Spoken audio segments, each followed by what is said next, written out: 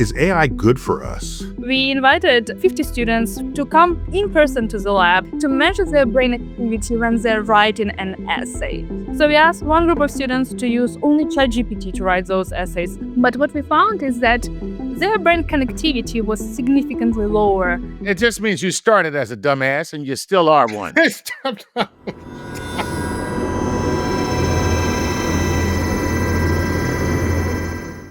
This is StarTalk, special edition.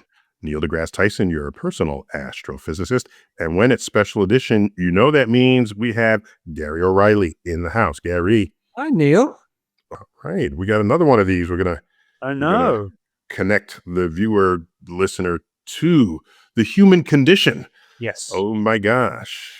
But let me get my other co-host introduced here. That would be Chuck Nice. Chuck, how you doing, man? Hey, man. Yeah, that when you know it's Chuck, it means it's not special at all. Oh. But we've got you because you have a level of science literacy that, oh my gosh, you find humor where the rest of us would have walked right by it. And, that's part of our recipe here. That's very cool. Yeah, I appreciate that. Yeah. So, Gary, the title today is AI good for us? Okay, well, here's the answer. No, let's all go home. That's the end of the show. Let's all go home, people. Well, this was quicker than I expected. This was very quick. I mean, yeah, So, Gary, what have you set up for the day? Well, Lane Unsworth, our producer over in the LA office, and myself, we sort of noodled. And this is a question that's been bouncing around a lot of people's thought processes for a while. So all over the world, people are using LLMs, large language models, for their work, their homework, and plenty more. Besides discussions of academic dishonesty and the quality of work, has anybody actually taken the time to stop and think about what this is doing to our brains? Today, we are going to look at some of the current, and I really do mean current, time and space, this moment, research into the impact of using an AI tool can have on your cognitive load and your neural and behavioral consequences that come with it. And the question will be, does AI have the opportunity to make us smarter or not? I like the way you phrased that, Gary. It was very diplomatic. I know, smarter or not. Or not. And does it have the opportunity to do so? Okay. Smarter or dumber? That's what you mean. I didn't say those words. Well, here on StarTalk, we lean academic when we find our experts, and today is no exception to that. We have with us Nataliya Kosmyna, dialing in from MIT. Nataliya, welcome to StarTalk. Thanks for having me. Excited to be here with you. Excellent. You're a research scientist at the one and only MIT Media Lab. Oh my gosh, if I had like another life and a career, I would totally be on the doorsteps there wanting to get a job. And if I had another life and career, it wouldn't exist. I'd shut it down immediately because, let's be honest, science is a hoax. Some people do want you to believe that. It's like science has 99 problems and virality ain't one, right? Right. There you go. And you're in the fluid interfaces group. You are trained in non-invasive brain-computer interfaces, BCIs. That I'm guessing that means you put electrodes on the skull instead of inside the skull, but we'll get to that in a minute. And you're a BCI developer and designer whose solutions have found their way into low Earth orbit and on the moon. We want to get into that. So let's begin by characterizing this segment as your brain on ChatGPT. Let's just start off with that. What a great topic, Neil. Is there any way I can help you with that? So you research what happens when students use ChatGPT for their homework and for what have you found in these studies? Yeah, so we ran a study. That's exactly the title, right? Your brain on ChatGPT, accumulation of cognitive debt when using an AI assistant for essay writing tasks. So we did a very specific task that we're going to be talking right now about, which is essay writing. We invited 50 students from Greater Boston area here to come in person to the lab, and we effectively put those headsets you just mentioned on their heads to measure their brain activity when they're writing an essay. And we divided them in three groups. We asked one group, as you might already guess where that's heading, to just use ChatGPT. That's why paper is called Your Brain on ChatGPT. It's not because we are really, really singling out ChatGPT. It's just because we use ChatGPT in the paper, so it's purely scientific. So we asked one group of students to use only ChatGPT to write those essays, another group to use Google, the search engine, to write those essays, and the third group to use their brain only. So no tools were allowed. And we give them topics which are what we consider high level, right? For example, what is happiness? Is there a perfect society? Should you think before you talk? And we gave them a very limited time, like 20 minutes to write those essays. And we finally, of course, looked into the outputs of those essays, right? So what they actually written, how they use ChatGPT, how they use Google. And of course, we asked them a couple of questions like, can they give a quote? Can they tell us why they wrote this essay and what they wrote about? And then there was one more final fourth session in this study where we swapped the groups. So students who were originally in ChatGPT group, we actually took away the access for this fourth session, and vice versa was true. So if you were, for example, you were not our participant, but if you were ever to come to Cambridge and be our participant, and let's say if you were actually I'm not putting anything on my head. I'm just letting you know right now. Okay. come on, it's the future. It's the future. Now, the problem is he'd have to take off his tinfoil hat when he got there. So, Yep. I see that happening.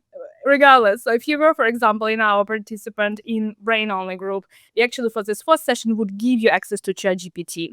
And again, we measured exact same things: brain activity, what actually was as an output, and asked a couple questions. And what we found are actually significant differences between those three groups. So first of all, if you talk about the brain, right, we measured what is called brain functional connectivity. So let's, in a layperson terms, like I'm here having three of you talking to each other, talking to myself. So that's what we measured. Who is talking to who? Am I talking to Neil, or is Neil talking to you? So directionality, so who talks to who in the brain? And then how much talking is happening? Is it just, hi, hello, my name is Nataliya, or actually a lot of talking? So a lot of flow of data is being exchanged. So that's literally what we actually measured. And we found significant difference. And then some of those are ultimately not surprising. You can think logically. If you do not have any, let's say, you need to do this episode right now, right? And I'm going to take away all your notes right now, all of the external help, and then I'm going to measure your brain activity. How do you think it's going to turn out? You're going to have like really your brain on fire, so to say, because you need like, okay, what was your name again? Where was the study? What is happening, right? You need to really push through with your brain. Like you have memory activation, you need to have some structure, like, and now you don't have notes for the structure of this episode, right? So you need like, what was the structure? What we did decide? What we are talking about? What is, you really have nothing to fall onto. So, of course, you have this functional connectivity that is significantly higher for brain-only group compared to the two other groups. Then we take search engine group, Google. And actually, there's just as a prior research, there's a ton of papers about Google already. We actually, as a humanity, right, we are excellent in creating different tools and then measuring the impact of those tools on our brain. So there's quite a few of papers we are citing in our paper. For example, there is a paper, spoiler alert, called Your Brain on Google from 2008. Literally, that's the name of the paper. So we've actually found something very similar to what they found. There would be a lot of activations in the back of your head. This is called visual cortex or occipital cortex. It's basically a lot of visual information processing. So right now, for example, someone who's listening to us and maybe they are doing some work in parallel, they would maybe have some different tabs open, right? They would have like one is like YouTube tab, And others that would have like some other things that they're doing. So, you're basically jumping between the tabs, looking at some information, maybe looking at the paper while listening to us. So this is what we actually seen. And there's plenty of papers already showing the same effect. But then for the LLM group, for ChatGPT group, we saw the least of these functional connectivity activations. And that doesn't, again, mean that you became dumb or you Yes, it does. There's actually quite a few papers specifically having in the title laziness, and we can talk about this with other results. But from brain perspective, from our results, it doesn't show that. What it actually shows that, hey, you have been really exposed to one very limited tool, right? There's not a lot of visual stuff happening. Brain doesn't really struggle when you actually use this tool. So you have much less of this functional connectivity. So that's what we found. But what is, I think, interesting and effectively maybe heading back to this point of laziness and some of these maybe a bit more, I would say, nefarious results are, of course, other results that are relevant to the outputs, to the essays themselves. So first of all, what we found that the essays were very homogeneous.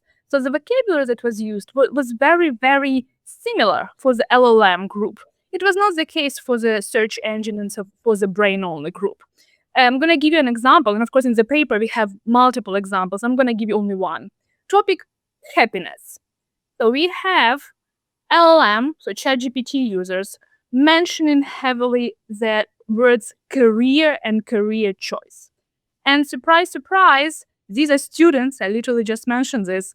Of course, they're going to most likely talk about career and career choices. And again, who are we ultimately to judge what makes a person happy, right? No, of course. But don't forget, the two other groups, they are from the same category. They are students in the same geographic area, right? However, for them, these words were completely different. For the Google, for the search engine, students actually heavily use vocabulary giving and giving us. And then brain-only group was using vocabulary related to happiness and true happiness.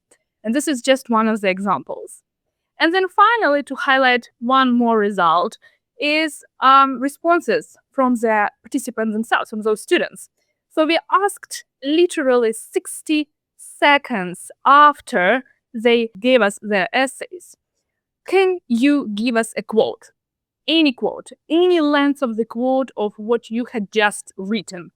Can be short, long, anywhere in your essay, anything.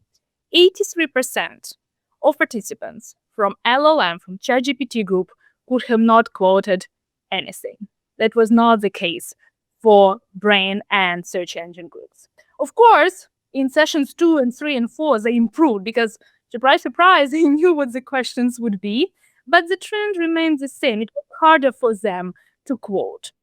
But I think the most ultimately dangerous result, if I can use this term, though it's not really scientific, but something that I think a lot of inquiry actually is required to really look further into this, it's almost on philosophical, I guess, level, is ownership question. So we did ask them if how much percentage of ownership do they feel towards those essays. And 15% of ChatGPT users told us that they do not feel any ownership. And of course, a lot of people, especially online, mentioned, well, they haven't written this essay. Of course, they didn't feel any ownership. But I think that's where it actually gets really tricky, because if you do not feel that it's yours, but you just worked on it, does this mean that you do not care? We do not obviously push it that far in the paper, but I think this is something that definitely might require much further investigation. Because if you don't care, you don't remember the output, you don't care about the output, then what ultimately is it for? Why are we even here, right?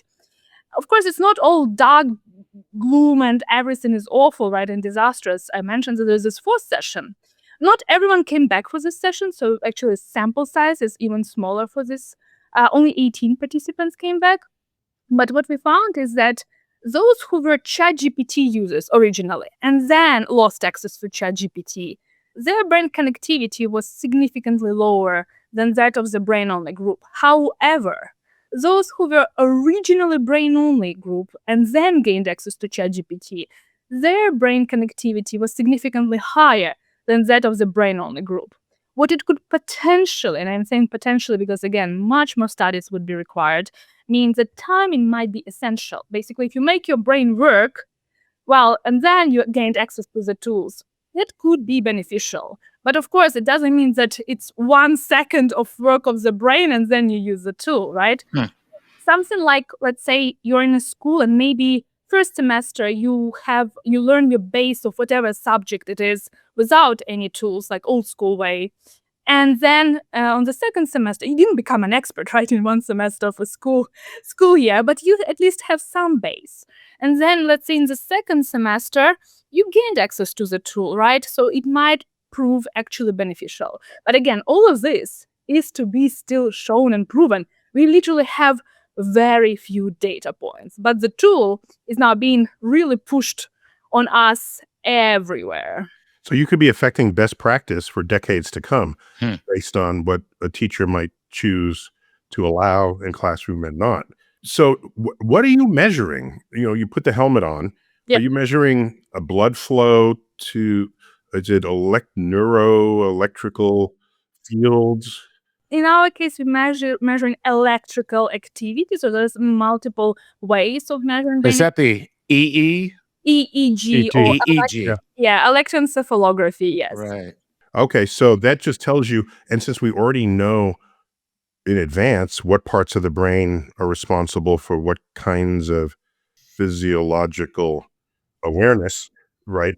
If you see one part of the brain light up versus another, or no part light up, that tells you that not much is happening there. Is that a fair? Yeah, it's a it's a bit simplified, but kind of fair way. And it doesn't mean that it's very important. And it's not that that part doesn't work, right? Or like it atrophied itself, like we saw in some media. No. It just means you started as a dumbass and you still are one. Wait, whoa, what happened? This guy's brain just went completely dark. It doesn't go down. Like, listen, I'm gonna give you one example, right? It's like back to this crazy example of 3% of our brain versus 100%. Like, if you were to use not 100% of your brain, like literally, we would not have this conversation right now at all. So it's very important to understand we use our brain as a whole. Of course, Of course. No, we're not. We are way past. Yeah, that bit we're of not in that. mythology. We're not in that camp. That was just a joke. But We effectively, understand that your brain is constantly working. yeah. A lot of it actually just to run your body. So, Yeah. you know, Takes up a lot of energy. takes up a lot of energy. But back to the energy, and I think this is like super important. It still takes much less energy than even 10 requests from ChatGPT or from Google. And this is beautiful because our body, right, so imperfect as a lot of people call it, and our brain so imperfect, which it is very old, ancient, as some people say, computer, still is the most efficient of machines that we all have, right? And we should not forget that people and all of the AI labs right now around the world try to mimic the brain. They try to pull so hard all of those preprints that you're seeing on archives, the service that hosts those papers. How can it be similar? Can we ensure that this is similar, right? And so there is something to it because we are actually very efficient, but we are efficient almost to the limit of the shortcuts that actually makes in a lot of cases a bit too efficient, right? Think about like, hey, you really want to look for these shortcuts. So makes sense the easiest. The whole goal of your brain is to keep you alive, not to use ChatGPT or LLM, not to do anything. No, it's the only ultimate goal. Let's keep this body alive. And then everything else adds on, right? And so this is how we are running around here. We're trying to obviously then figure out how we can make life of this body as easy as we can. So of course, these shortcuts are now, as you can see, used in a lot of social media, which obviously heavily talked about, and we know about some of those dark patterns, as they're known, are heavily used, and some of them are designed by neuroscientists, unfortunately, because it feeds back into the needs of the brain. Constant affirmation, fear of missing out, all of those are our original design by the nature, right? Phenomena. And of course, now we can see that LLMs would be and are getting designed by those as well. Wait, Nataliya, just a quick insert here. Yeah. So I had not thought to compare, just as you described, the energy consumption of an LLM request in ChatGPT and the energy consumption of the human brain to achieve the same task. for example, Yeah. are you factoring in that I can say, write me a 1,000-word essay on Etruscan pottery, okay? And 30 seconds later, here it comes. And you can go to the servers or whatever, or the CPUs, and look at how much energy that consumed. Meanwhile, I don't know anything about Etruscan urns, so I will go to the library and I'll go, and it'll take me a week. Can you add up all the energy I did expend over that week thinking about it, and then compare it to the ChatGPT? Do they rival each other at that point? So definitely, it's an excellent point, right? So theoretically, to answer your question, we can, right? The difficulty actually would be on the LLM part, not on our part, because we do not have, there's a lot of these reports, right? In the LLM consumption per all of these tokens for the prompts, right? But what a lot of companies, well, actually, almost no companies are releasing is what it took for training, right? So for you, it took 30 seconds of thinking. And I hate this word thinking when we use it for LLMs, right? That's not thinking, right? But like let's keep it for now. Thinking, that's what you see on the screen. But ultimately, you do not know, neither you nor myself. There is no public information how long it took for it to be trained to actually give you some pottery. Most likely, my assumption, this is obviously subjective, I do not have data, so I need to be very clear here, but my estimate from overall knowledge that is available, you going for a week to the library, not gonna be more beneficial for your brain because you will talk to other people, get in this chat of the library, and all of the, process information. Your brain will struggle. Your brain actually does need struggle. Even if you don't like it, it actually needs it. You will learn some random cool things in parallel, maybe excluding pottery, and that will still take less for your whole body to work, right? Than actually that 30 seconds of the pottery from a ChatGPT. Again, very important here as a note, we do not have the data from LLM perspective, so this is just my subjective one. So Nataliya, you've obviously chosen essay writing for a Yeah. reason. It is it is a challenge on a number of levels. Your research is fresh out the oven. It's June 2025, and we're only a couple of months down the road from there as we speak right now. Have you explained to us cognitive load and then cognitive load theory and Yeah. how it blends in and how it sits with your research, please? Absolutely. So just to simplify, right? So what actually happens is for the different types of cognitive load, right? Actually, in the paper, we have a whole small section of this. So if someone actually wants to dive into that, that would be great. There are different types of cognitive load. And the whole idea is that it's how much of the effort, right, you would need to be on the task or to process information in the current task. For example, if I'm going to stop right now talking as I'm talking, I'm going to start just giving you very heavy definitions. Even if you're definitely interested in those, it will be just harder for you to process. And if I were to put this brain sensing device on you, right, the EEG cap that I mentioned, we would definitely see that spike because you would try to follow and then you'll be like, oh, it's interesting, but really gets harder and harder if I'm going to just throw a ton of terminology on you, right? So that's basically what, and this is just simplification, right? There's definitely check the paper and there's so much into that. The idea for the cognitive load and the brain, though, is that already is studied before us. So not in our paper, we just talk about this, but there are multiple papers and some of them we cite in our paper, is that your brain actually in learning, specifically in learning, but also in other use cases, but we are talking right now learning, actually needs cognitive load. Like you cannot just deliver information on this like platter, like here you go, here's information. There are studies already pre-LLM, so pre-large language models use pre-chatbots that do talk to you about the fact that if you just give information as is, a person will get bored real fast and they'll be like, yeah, okay, whatever. There will be less memory, less recall, less of all of these things. But if you actually struggle for the information on a specific level, right, it should not be very, very hard. So if you are cognitively overloaded, that's also not super good because basically you can give up, right? There's actually a very beautiful study from 2011, I believe. It's actually measuring pupil dilation. So literally how much pupil dilates when you are giving very hard to understand words and vocabulary.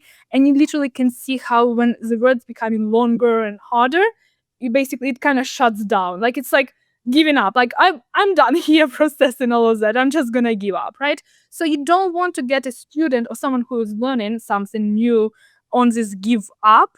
Information is already delivered to you within 30 seconds or 3 seconds or 10 seconds, and you haven't really struggled. There is not a lot of this cognitive load. And a lot of people would be, but that's awesome, right? That's kind of the promise of these LLMs and a lot of these tools. But we do not want to make it too simple, right? We do not want to take away this cognitive load. And I know it sounds like cognitive load. Don't we want to take it away? No, you actually do not want to take it away. What you're describing right now is the basis for all video game design. Yes. That's what you're describing right now. What they want to do is make it just challenging enough. If it's too challenging, you give up on the game. But if it's too easy, you also give up on the game. But if it's just challenging enough so that you can move to the next level and then struggle a little and then overcome the struggle, they can keep you playing the game for very long periods of How time. about that? And so it's a pretty interesting thing that you're talking about. But what I'm interested in beyond that is when you talked about the cognitive load, I'm thinking about working memory. Yeah. But then I'm also thinking about the long-term information that's downloaded within me. Yeah. So let's say I'm a doctor, right? And it's just like, he's suffering mild dyspnea because of an occlusion in the right coronary, blah, blah, blah, blah, blah, blah, blah, blah, blah. For a doctor, that's a lot of information, but they're so familiar with the information, it's not a stress on their working memory. So how does that play into, in other words, how familiar I am with the information already, and like how well I can process information naturally? How does that play into it? And Chuck, did you just describe your own condition? You have some, I don't know what you said, but like you were way too fluent at it. Yeah, he was like Dr. House. Oh my God. He knew Neil, it. you are too damn funny. But guess what? You're right. How about that diagnosis? By the way, I could have kept going. That was only one problem that would happen, but go ahead. It's actually perfect, right? It was perfect example right now of this conversation between Chuck and Neil, because Neil is like, I have no idea what you just said. Maybe it's a nonsense. Maybe it's actual real stuff. It's perfect. If you have no idea, so you are basically novice, right? So you have no base. You can really be like, what is happening? You will have confusion. You will have heightened cognitive load, right? You would be like, have I heard of anything like that before? So you will try to do a recall. Like, okay, I haven't heard it. It's not my area of expertise. What is happening here? And obviously you will now, because you heard all of these words that you have no idea about, and if the topic is of the interest to you overall, you will try to pay attention, make sense out of it, maybe ask questions, etc. But if you are effectively trained on it, right? So you're a doctor, you are a teacher, you are an expert in the area. We see that there are significant differences. Well, first of all, because you obviously know what to expect. So this expectation, vocabulary expectation, right? Some of the conditions, there's expectation when someone is coming to an ER and they are expecting like a doctor who's there, they saw it all, or maybe almost all of it. So they're actually having a good, a rough idea of what they are expecting, right? They're kind of comparing this constantly. The brain just does it. And of course, it is more comfortable for them, right? But it's great that you brought doctors, actually, because back to the doctors, there was actually a paper a week ago in The Lancet, which is a very prestigious medical journal, actually talking about doctors. In the UK, yes. Yeah. Yeah, and they apparently, right, pointed out that in 4 months of using an LLM, there was actually significant drop in recognition of some of the polyps and some of actual, like, either, I don't remember, is it polyps, something else related to maybe cancer, that is on the also x-rays, right? And also x-rays when you used an LLM. So it's back to this point, right? So we are suggesting to use a tool that's supposed to augment your understanding. But then if you are using it, are we taking the skill away from you? Especially in the case of the current doctors that learned it without this tool, right? And now what will gonna happen for these doctors, for those kids, for those babies that are born right now with the tool and will decide to become doctors and save lives? They will be using the tool from the very beginning. So what we're gonna end up having in the ER, in the operating rooms? That's a great question here.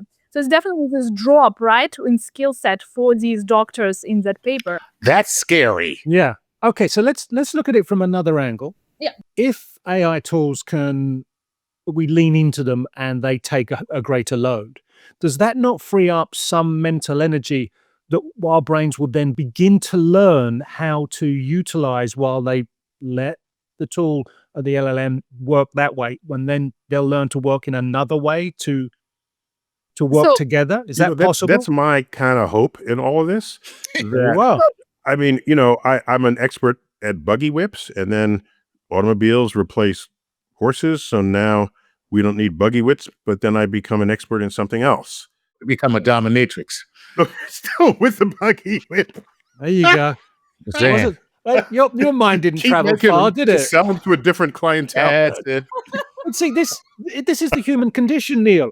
This is adaptability.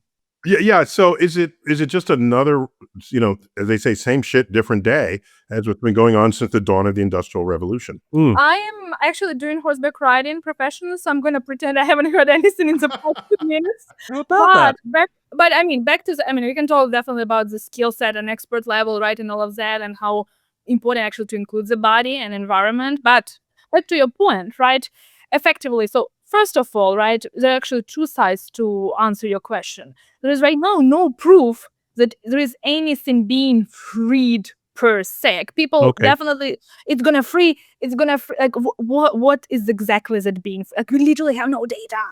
Can it free something? Sure, but we don't know what, for how long is it useful, how we can rewire it. We don't have any of this information. So potentially yes, but hard to say. But more importantly, right, okay, but if you are right now using an LLM, like, just practically speaking, you're using an LLM to, let's say, write a book, right? You're writing a book, so you're doing some heavy research, you send it for doing a deep research or whatever it's called these days. It's each day some new terms there. You are, what exactly are you doing? You still kind of monitor back the outputs. It doesn't really release you. Maybe you went to do something and you think in your head that you fully offloaded that task. But your brain doesn't work like that. Your brain cannot just drop it. Oh, I'm thinking about this and now I'm thinking about that. Your brain actually takes quite some time to truly release from one task to another task. Even if you Right. think, I just put it on like this, explain to me what are the principles of horseback riding, and I just went to do this task, like write this report for my manager, whatever, completely different thing. And you think you're good, but you're not. Actually, your brain is still processing that. So it's not that there will be a gain, right? But again, you do need more data because, of course, as I mentioned in the very beginning, we as humanity, we are excellent in creating tools. And these tools, as we know, they do actually extend our lifespan very nicely. But I would argue that they are not actually cognitively the most supporting in most cases. So I think that here we have a lot of open questions. We have studies about, for example, GPS, right? Everyone uses GPS. Yeah. And multiple papers about GPS there. They do specifically show that this dosage, so how much you use GPS, does have a significant effect on your spatial memory and on your understanding of locations, orientation, and Yep. picking up landmarks, so buildings around you. Literally, it's like, oh, what is this? You literally you just saw something in the tour guide online, and you will not be able to recognize this actually as a building in front of you right away. You need to pull the photo as an example. And there are plenty of papers that actually looked into the tools, right? So what you're saying is we need Chat GPS. Maybe we don't need Yeah. GPS. We already have one, right? We have a classic GPS, and you have Uber and obviously all of these other services. And it's the problem, right? It's again back how they are used, because there's also a lot of manipulation that is in these tools, right? It's not just we are making this drive easier for you. Somehow when I'm going to a hospital, I'm here to see patients because I don't only understand how we use LLMs, but I do a lot of other, projects. So when I'm going to that hospital here, Massachusetts General, takes me 1 hour, always 1 hour in Uber. If I'm driving, it takes exactly 25 minutes somehow, right? And again, the question is, why is it that, right? We're not going to go in Uber right now, but again, it is back to the idea of the algorithms and what the algorithms are being actually pushed and what they're optimized for. And I can tell you, not a lot of them are optimized for us or for user or for human first. Yeah, it's funny because there's nothing more, I'll say, satisfying than not listening to Google Maps and getting there faster. Just like, take that, Google Maps. Look at that. Yeah, you didn't know that. You didn't know about that, did you?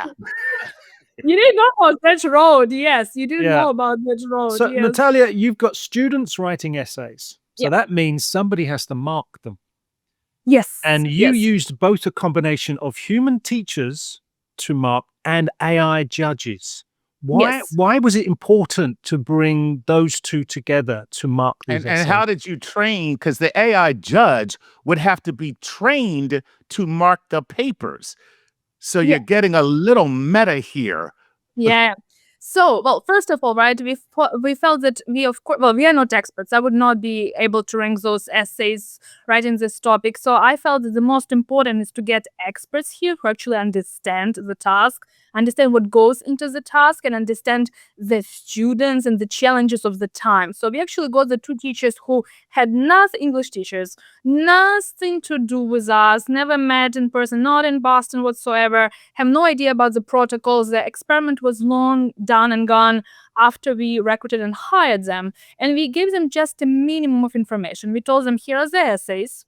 We didn't tell them about different groups or anything of the sorts. We told them these folks no one is majoring in any type of English literature or anything that would relevant to language or Mhm. journalism or things like that. They only had 20 minutes. Please rank, reconcile, tell us how would you do that. We felt it's very, very important to actually include humans, right? Because this is the task that they know how to rank, how to do. But back to AI, right? Why we thought it's interesting to include AI? Well, first, of course, to a lot of people actively push that AI can do this job very well, right? That, hey, I'm going to just upload this. They're really great with all of these language outputs. They will be able to rank. And how you do this, you actually give it a very detailed set of instructions, right? How would you do that? And what things to basically you need to carry about, like that these had 20 minutes, right? So something very similar to teaching instructions, just like more specific language. We actually show in the paper exactly how we created this AI judge. But there were actually differences between the two, right? So human teachers, when they came back to us, well, first of all, they called those essays, a lot of the essays coming from LLM group, soulless. That's a direct quote. I put a whole long quote in there. Soulless. I like that. Soulless. Yes. How So about Well, this that is a that? very human designation to call something soulless. AI judge never called anything soulless. Well, I'm sure that the AI judges go, well, this kind of looks like Peter's writing. Hmm. No, but that's the thing, right? Teachers, and this is super interesting because these teachers obviously didn't know these students. They're again not coming from this area whatsoever. So they actually picked up when it was the same student writing these essays throughout the sessions, right? For example, Neil, you're a participant, so I'm like taking you as an example as a participant. So they would like, oh yeah, this seems like it's the same student. So they picked up on these micro-linguistic differences in the teacher knows you. You can like fool around. They know your work. They will be able to say, okay, that's yours, and this is copy pasting from somewhere else or someone else.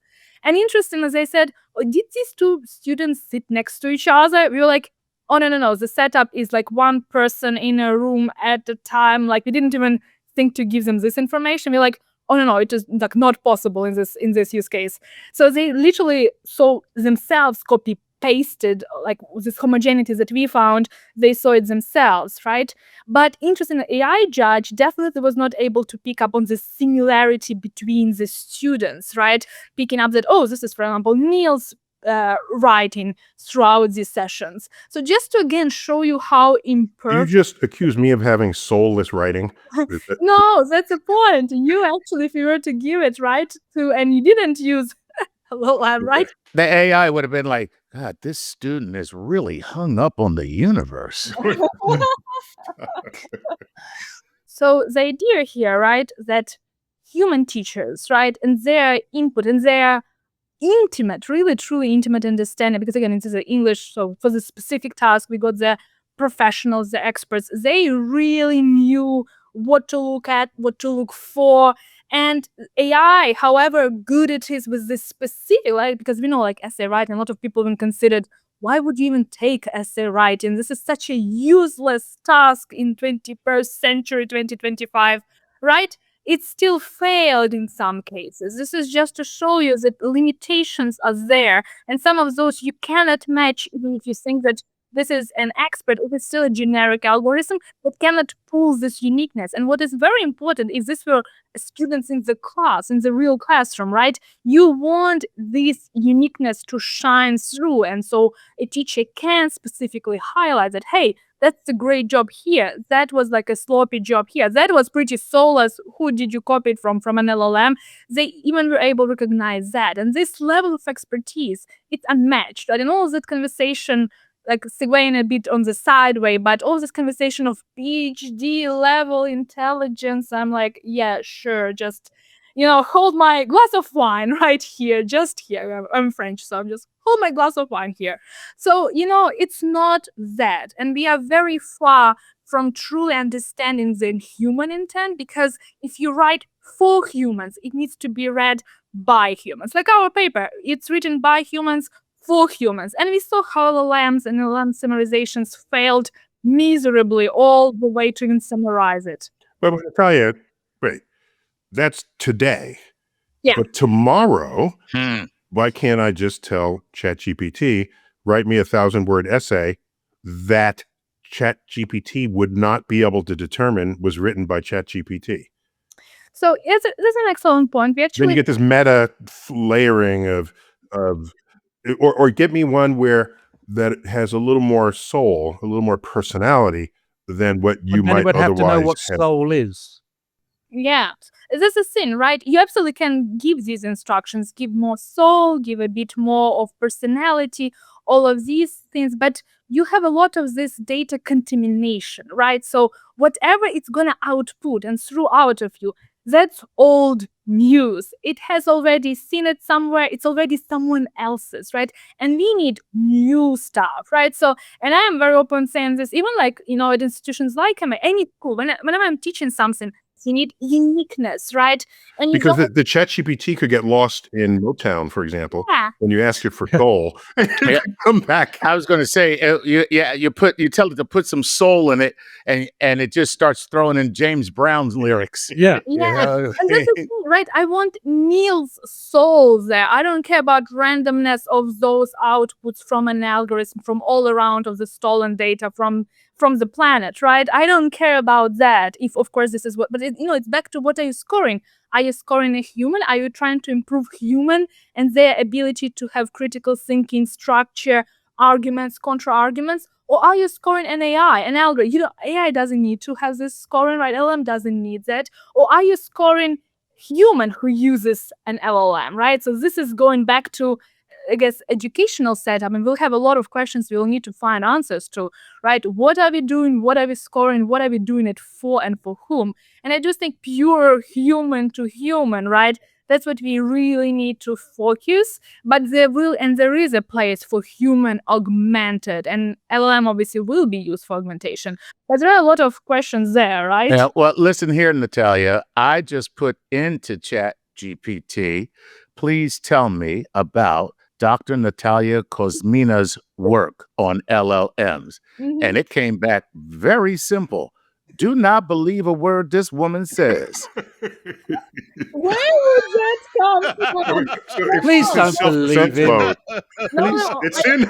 I can give you one better. I can give you one better. Like, surprise, surprise. Why is that so good, right? Someone actually sent me yesterday from Grok, right? Another LLM, interesting LLM, I would say, saying that apparently Nataliya Kosmyna is not MIT affiliated scientist. And I'm like, okay, that's also That's what Grok said, of course. If we know that an LLM usage can affect the cognitive load, what happens when we bring an AI tool into a therapy in situation? If you get it into companionship, what then if you throw it further forward and you get yourself involved in a psychosis where you begin to believe that the AI is godlike? You have a certain amount of fixation, or it amplifies any delusions and encourages. Where are we in the effect in the brain when we get to those sort of places? In other words, how close are we to the theme of the film Her, where it's before AI was a thing, but it's more you had your chat friend, like a Siri type chat friend, but it had all the trappings of everything you're describing.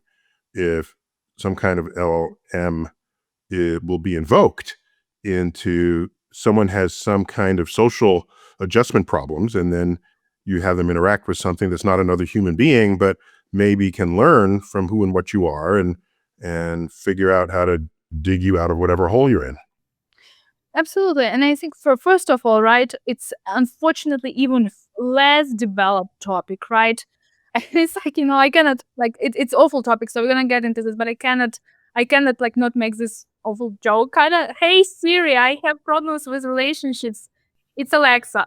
It's not I know it's a joke for very heavy topic. So I need to preface it immediately that we have even less data and less scientific papers, preprints or peer-reviewed papers about this. So most of what we have right now, we personally received after our paper around 300 emails from husbands and wives telling us that their partners now have multiple agents they're talking to in bed. And I immediately thought about the South Park episode from a couple like years ago, like with Integrity and like that, farm as like literally, but we have much less of scientific information about this. What we have, what we know, right, that also coming from our group's research, that there is definitely amplification of loneliness. That's what we know as a research. And some of other papers are showing up right now. There is potential. And again, a lot of people who are pro AI therapy pointing out on advantages of the fact that it is cheap. It's $20 a month compared to hours that can cost up to hundreds of dollars a month, right? But there is definitely, a lot of drawbacks here. And the drawbacks is we see that because there is not such a regulated space, it still can basically give you suggestions that are not good. So you knew that earlier, a couple months ago, for example, the ChatGPT, I'm going to give you an example on ChatGPT because, again, we are focused on ChatGPT, but the ones that are actively publicized, at least, it actually suggested you, different heights of the bridges in New York if you say that you lost your job, right? So not smart enough to do this connection that maybe that's not what you need to give response to. And apparently, right from this awful recent situation where a teenager, 16, so young, unfortunately, suicided, and now ChatGPT, OpenAI, and Sam Altman are being sued. Apparently, what happened is that conversation from the spokesperson of OpenAI pointing out that they thought when a person is talking about suicide not to engage at all, just say, here are the numbers, this is what you need to do, and stop talking. But they thought that experts told them that, hey, it might be a great idea to try to dig people a bit out. But it looks like in this case, it still failed because from the conversations that have been reported, we don't know how authentic they are. It looks like it suggested to keep it away from parents. But my question is, why at 16 years old he was even allowed to use a tool that is so unstable in the responses, really can hallucinate any time of the day in any direction. So I think that's where the danger comes from. And of course, loneliness. We know that, pandemic of loneliness is, this term that was coined in, I believe, 1987 for the first time at a conference, like pandemic of loneliness. That's a whole business, right? Because think about it. If you hook someone up on an LLM at 13 years old because the school, a county decided that they want to use an LLM in the school, by the age of 18, you have a full-fledged user, right? A user of an LLM. And, it's like, again, who calls people users? Like drug dealers and software developers. That's kind of Damn. Yeah, but it's true, right?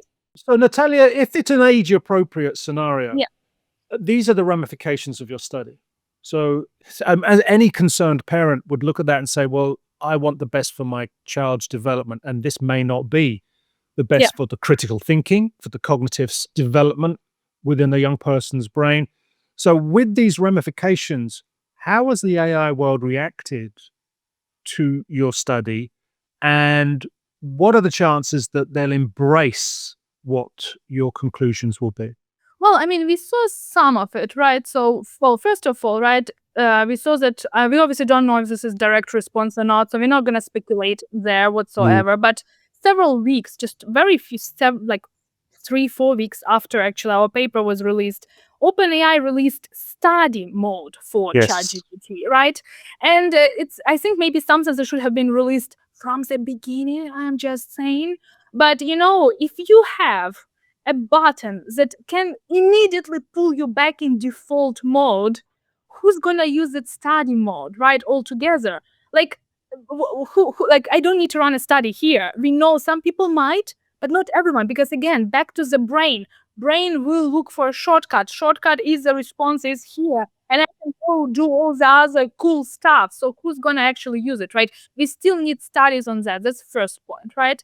Second point, of course, age is important because again, the brains that are being developing right now are potentially at the highest rate because here we all were born long before this tech existed. And a lot of AI developers and people who are running these companies are all older folks who, again, were all born long before the tech existed. So they learned the hard way how to ask questions, art of the deal, going through all of that. They know how to ask a question. What about those who actually are just born with the technology? Will they even know how to ask a question? And back to the point, right, of the age, I don't think it's ultimately only is for young, of course. We do need to look for the older, right, for also just younger, I mean, young adults, of course. Everyone is talking about humanity's last test. I would call it, we are on the verge of humanity's last. And I'm sorry, I know you might need to blurb this term out, but what I mean here, obviously, intimate relationships for people, right? With the promise of this Wait, you growth. said humanity's last. Yes. Okay, I just- Yes. Oh, believe me, I heard it. I was just like, we all heard that. I was like, God bless you. Yeah. But again, that's crude. But it's back to this point of designing again these interestingly appealing ladies and gentlemen and whatnot in these short skirts, whatever it is. Who's gonna go make those babies? Who will pay those taxes? I'm just saying, right? And again, very famous expression: no taxation without representation, right? I do not want my prime minister or secretary of defense use a random algorithm to make decisions. I'm paying my taxes for them to think, not for an algorithm to think for them, right? So there is a lot of these repercussions. But back to ultimately the point, actually, is anyone taking this seriously, right? We just need more human-focused work on AI. Like, I remember when the paper went viral, right? We didn't even put any press release. We literally uploaded it to archive. This is a service where you call these papers that didn't go through peer reviews yet. I didn't post not a single It's a author. preprint service, basically. Yeah, it's a preprint service, right? And no one, neither the lab nor any of the authors posted anything on social media. We just went about our days. 2 days later, it goes viral. And then I'm going on. That's because the LLM posted it for you. Yeah, obviously, right? And then people use the LLM to summarize, but that's another story, right? Like, I'm going on X, and actually, I have an account, but I'm not using it. A lot of academics switched from X to like other platforms that we are using, but I'm going there, and apparently, I learned that there are people who are called AI influencers these days. I didn't know that this is the term, but apparently, these AI influencers, they post these AI breakthroughs of the week, and I went our paper, oh my god, made a cut. It's breakthrough number 7.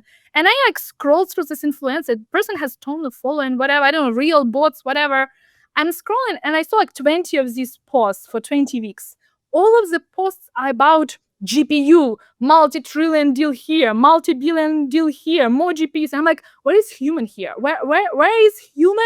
Where are we evaluating impact of this technology on humans? Why only our paper made it number 7 and where are other papers, right?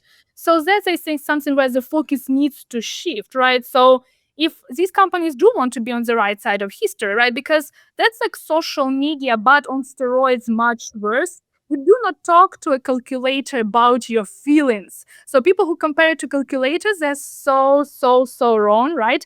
But hey, it's gonna get much worse with profiliation without any validation, any guardrails, right? So we do need to look into that heavily, right? Right, Natalia, how must teaching change to accommodate the reality of student access to LLMs? I can tell you, we received 4,000 emails from teachers all around the world. Each single country in the world sent an email.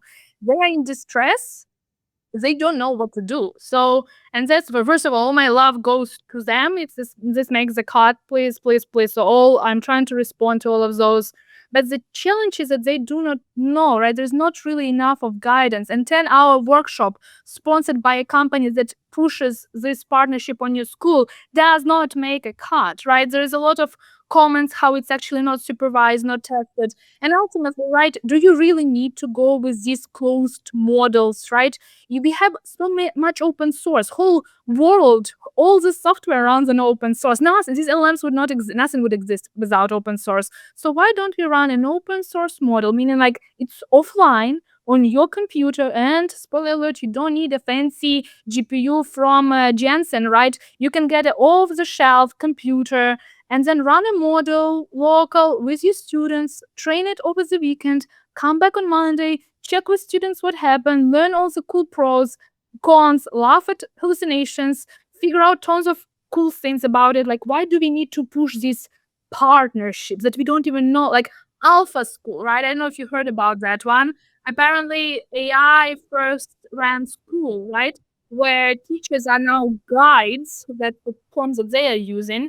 I just saw literally 1 hour before our call that several VCs posted about this Alpha School. So cash is flowing there heavily, right? VCs, venture capitalists. Yeah, venture capitalists heavily pushing Alpha School. But again, in first comments from even general public, do we have a proof that that's better? What are the advantages? Because there's not going to be a perfect white pure card. There will be advantages as with any technology. So, and you're right, there are advantages, disadvantages, but I think if I may, and this is just an opinion, we might have to change the objective of school itself.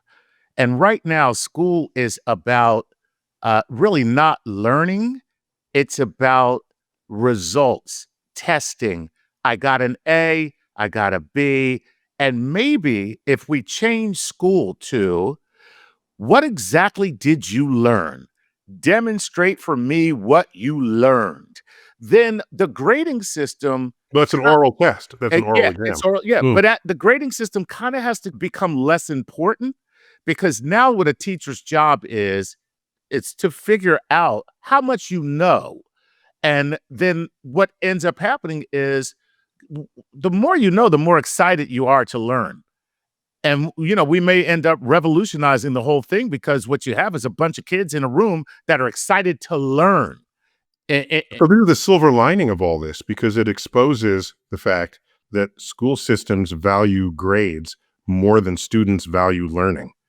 And so students will do anything they can to get a high grade. This is not the first time people have cheated on exams, right? So if right now the only way to test people is to bring them into the office and quiz them flat-footed, then that's a whole other way of what they're going to have to learn. They're going to want to learn. And then they're going to, like we said, Chuck, once they learn, there's a certain empowerment and enlightenment. I see it in people as an educator when that spark lights, when they say, wow, I never knew that. Tell me more, right? They didn't say, oh my gosh, I'm learning something. Let me take a break. So it can be a transformative to the future of education. But Neil, people are going to say the LLM will do all of that. And you know what? We have an expert in BCIs. That probably is something going forward, that you'll have a brain-computer interface. And then someone's going to look at this, and I think there are people already saying, why do we need universities? Why do we need further education institutes? Exactly. That's what I've been saying for many years now. Why do we need an institution? But I don't want to put words in Nataliya's mouth, but she No. already said this. LLMs use pre-existing, already known, already determined information to give you anything that then cannot possibly be new. Whereas we can do new things that LLM has never seen before. Am I oversimplifying your point, Nataliya? No, that's totally, correct. Because hey, we are with this struggle, right? Obviously, I'm biased because this is actually my job, like as a researcher, right? We are sitting, figuring out those answers to those problems, and trying to figure out what is the best way to measure to come up with this. So of course, and there's so much more to that. That we are coming up, humans, right? We designed LLMs ultimately, right? So we came up with these tools. It doesn't mean that the tool is fully to be discarded, but effectively, of course, right? Why you need an institution. For example, I was literally explaining to one of my students 3 days ago how to use a 3D printer, right? Well, LLM is not that yet to explain, right? Or can give instructions, sure, with images and with video, right? But if you're like, hey, this is an old fella, he has a 3D printer. Let me tell you how to actually figure it out, right? This level of, again, of expertise, of knowledge, right? That's what you're striving, but also it has this human contact, right? That we are now potentially depriving people from, because that's how you have this serendipitous knowledge, right? And connections like, hey, I just chatted and I'm like, oh, I never thought to do this because I'm in BCIs and that person is in astrophysics. Like, or we never, oh, well, I actually can use it. Like, that's totally not brain, but I can totally go apply and try it, right? And that's the beauty of it, right? And Yeah, but I think to Gary's point, or which one of you said that, Gary or Chuck? If you you're non-invasive in your brain cognitive interface. If you Mhm. get invasive, and Yeah. that might be what Neuralink is about. If you get invasive, then I can get information gleaned from the internet and put it in your head. So you don't have to open 100 books to know it. It's already accessible to you. That is the And Matrix. yeah, exactly. It get installed. Me, I know kung fu, or whatever that line was. And that's excellent point. But again, that's back to the point. Now I know Kung Fu didn't mean that you learned it, right? It got uploaded into his brain. It doesn't mean that he actually learned it, right? Who And cares? If it's in your brain and you have access to it, I don't care if I learned it struggling the way grandpa did. This is the future, right? that's the thing, right? Because in the movie, which is excellent, right? I watched it 19 times or more. That's actually how I started my career. And besides this, I don't want to do anything else. I want to do this specific scenario, right? And we are still, there. But that's the beauty. We do not know actually that just uploading would be enough, right? We have this like more tiny, I would say, studies right now of like vocabulary and words and things like that, where we're trying to improve people's language learning, right? It's like a very, very good example to show. And so there are tiny examples, but we do not know yet that even if, imagine, we have this magical interface, right? That will upload invasive and non-invasive, it doesn't matter. We have it, right? It's ready to go, perfect function, safe, whatever. You have it, and then you upload all of it, that it actually will work. Did you upload the knowledge, like all of that blah blah blah from ChatGPT 75? Yeah, sure. But do you actually use it? Can you actually use Right. it? Is it really firing, which I'm simplifying? So what you're talking about is a working knowledge of Yeah. something, Not just knowledge of not it. just knowledge Yeah. of it. Yeah. Okay. So I think, Neil, what you were talking about just now, about we've got to look at, I think, Chuck, you made the same point. We're focused on grades. And then it's the learning, and are we going to have to, if higher education is going to exist as an institute and bricks and mortar, look at the way they evaluate? Because I can't see LLMs and BCIs not coming through stronger and stronger and stronger. So therefore, they're going to have to readjust how they look at a young person's ability to Cat's learn. out of the bag. Yeah, I agree with you. But I mean, we I are see going to be what- yeah. herding cats. I agree with you, which is a load of fun. So it's how you evaluate how higher education then looks at its students and guesses or sort of ascertains their level of education and knowledge. Yeah, back to the grades, right? It's an excellent point, and there's no doubt, no one has any doubt, I think, on the fact that education does need to change, and it has been long, long overdue, right? The numbers about, the literacy, reading literacy, math literacy, they're decreasing in all the countries, I believe. I saw like ups there anywhere. It's down, down, down, all these reports recently from multiple countries. But it's back to the point I made earlier about the grades, so about scoring, right? Who are we scoring and what are we scoring? Are we scoring a pure human, so just human, like human brain as is, like Natalia, or are we scoring Natalia with an LLM, right? So I'm using it so we know that. Or are we scoring just an LLM and then there is Natalia who used it, right? So this will be, even that was important. But ultimately, the school, of course, is not about that. As I mentioned, everything you learn is obsolete knowledge by itself, but it has this base. You do need to have the base. You're not going to be a physicist if you don't have it. Whatever it spills about, you're not going to be math. You're not going to be a programmer. Our next paper is actually about vibe coding. Spoiler alert, not going to work if you don't have the base, right? But the idea is that back to what we actually maybe should look at really is what the school is great, which is the best thing I actually brought from school is, this base, definitely super useful, but also my friends, people on whom I rely in hard situations, with whom we write those grants, with whom we can shout and have fun and cry over funding that is over for a lot of us, right? All of that stuff, right? These connections, right? This is what maybe we should value, because we are killing it further and further, right? And we are just keeping people in these silos of being a user, right? And that's where it only stays. And this imaginary 3.5 friends from Zuckerberg, right, that he mentioned, thanks to whom we have 3.5 friends, thanks to him and his social media, right? So I think that's why we need to really look into what we want truly from society, from schools, and maybe on a larger scale, what are the guardrails, right? And how we can actually enhance it, right? In the way that are safe for us to move forward and evolve further, which, because of course this will happen. Are you wise enough, are you and your brethren in this business on both sides of that fence, are you wise enough to even know where the guardrails should go? Might the guardrails be too protective, preventing a discovery that could bring great joy and advance to our understanding of ourselves, of medicine, of our longevity, of our happiness? Is there an ethics committee? What in practice, how does this manifest? Yeah, I'm gonna give you like 2 examples here real quick. So first, about obviously AIs and LLMs, right? They were not born overnight, but we see how a lot of governments really struggle still and very reactively react to those instead of being proactive, right? And the challenge here is that we do not have data to actually not to say that it is good stuff that we should really implement it everywhere in our backyard. We don't have this data. Why we are FOMOing? There is nothing yet to FOMO about to really run with it. But we can absolutely create the spaces where this is being actively used, for example, for adults, for discovery, to understand it. Why do we need to push it everywhere is still very unclear. We just don't have this data.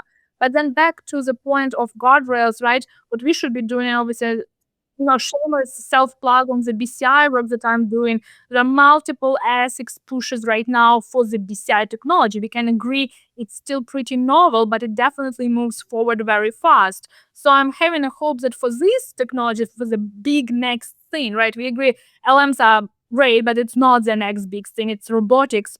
And then we will see BCI. So for this big next thing, I'm very hopeful that we will be in time to protect our thoughts literally, because think about what will happen, right?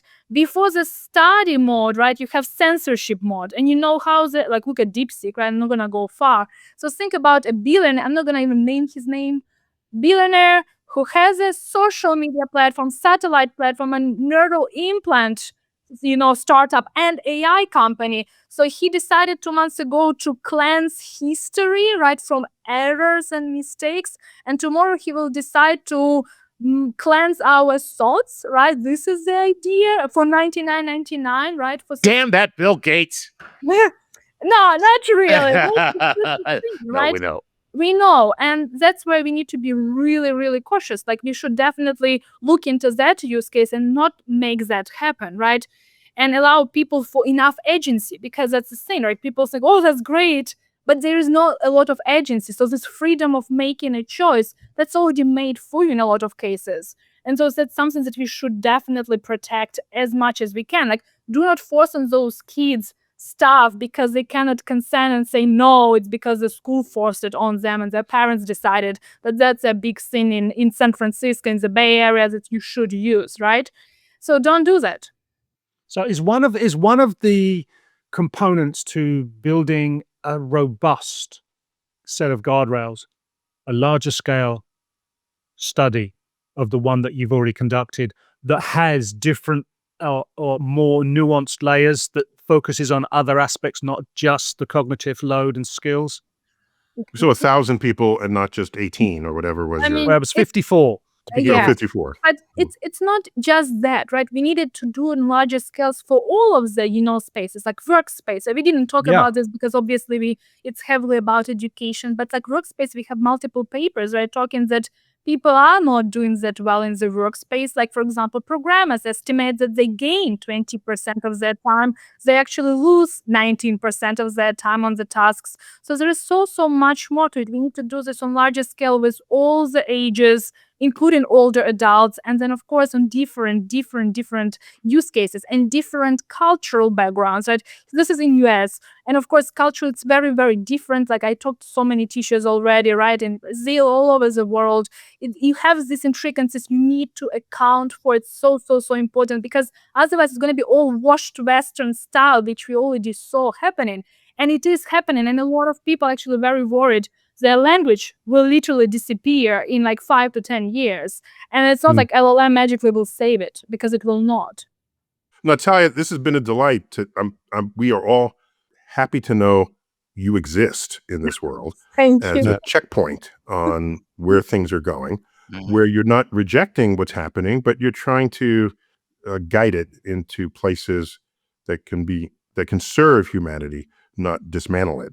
And so we very much appreciate your expertise shared with us and our listeners, and even some of them are viewers who catch us in video form. So Nataliya Kosmyna, thank you. Thanks for having me. All right. Chuck, Gary. Man, what My a head is pleasure. spinning. Yeah, well, I think the takeaway here is use LLMs if you want to be a dumbass. Thank you, Chuck. That was the theme of the whole show. There you go, guys. Could have saved us a lot of time if you'd have said that earlier. All right. This has been another installment of StarTalk Special Edition. Neil deGrasse Tyson, your personal astrophysicist, as always, bidding you to keep looking up.